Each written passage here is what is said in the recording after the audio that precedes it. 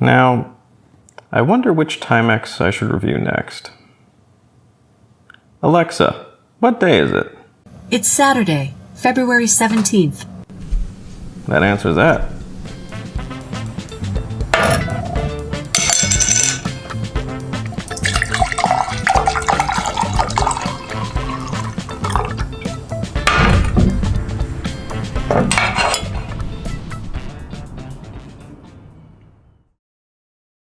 A weekender is the perfect watch for the weekend.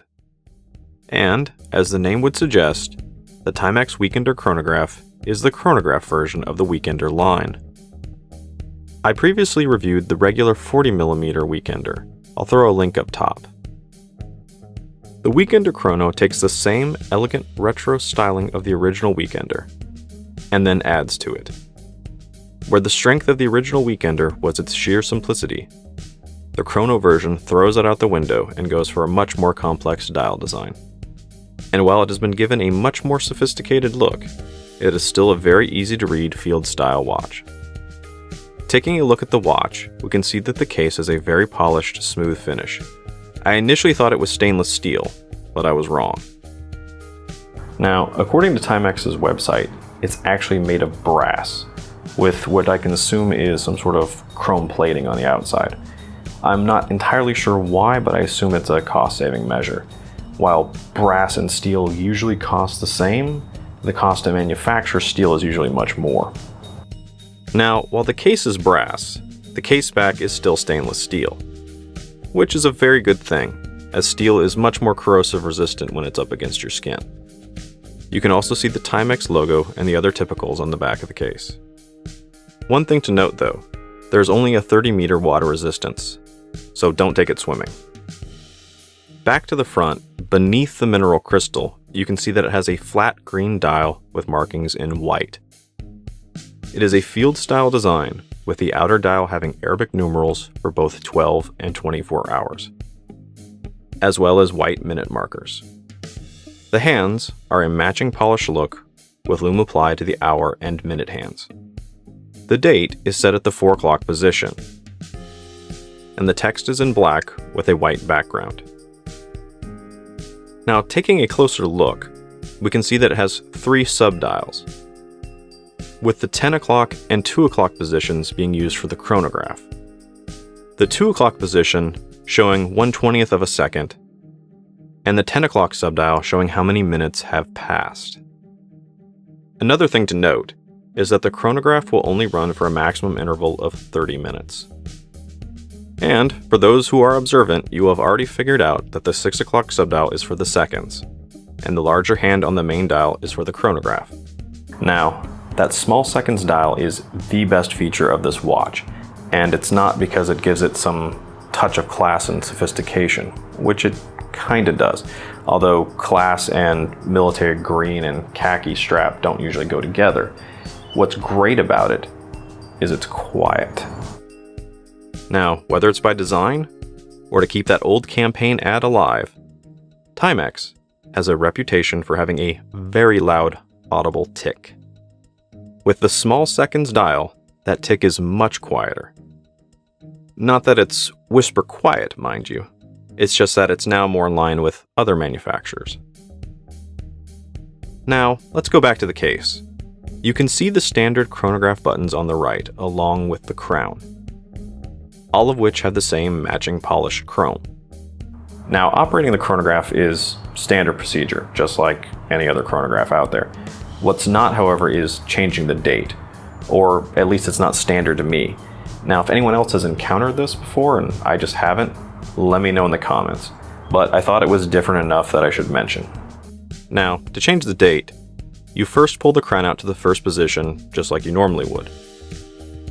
Then you rotate it, just like you normally would. But instead of advancing the date wheel itself, you are now controlling the hour hand directly.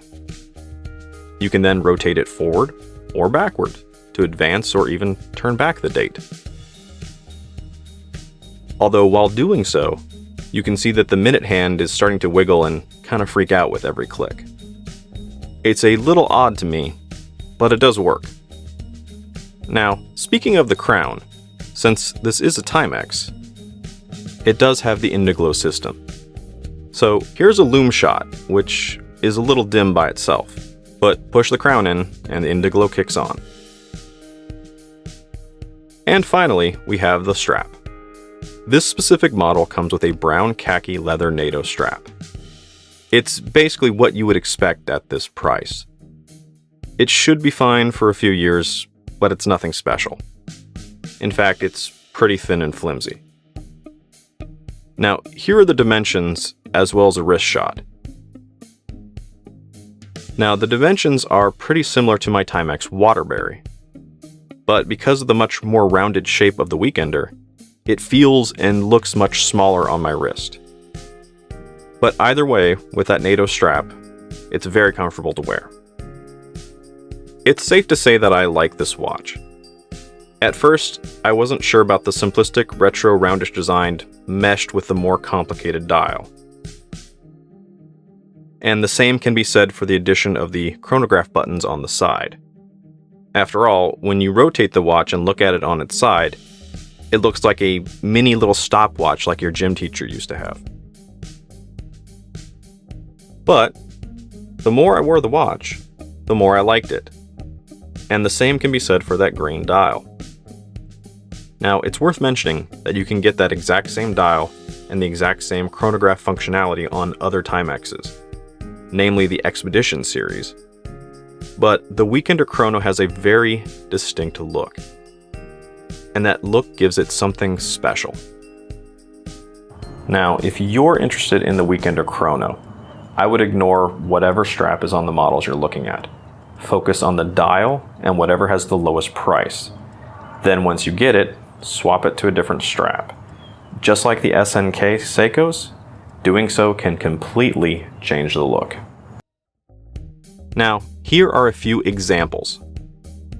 Here it is paired with a nicer black leather strap, which contrasts very nicely with that green dial. Or, how about a polished metal bracelet? And, my personal favorite, adding just a touch of sophistication with a green leather strap.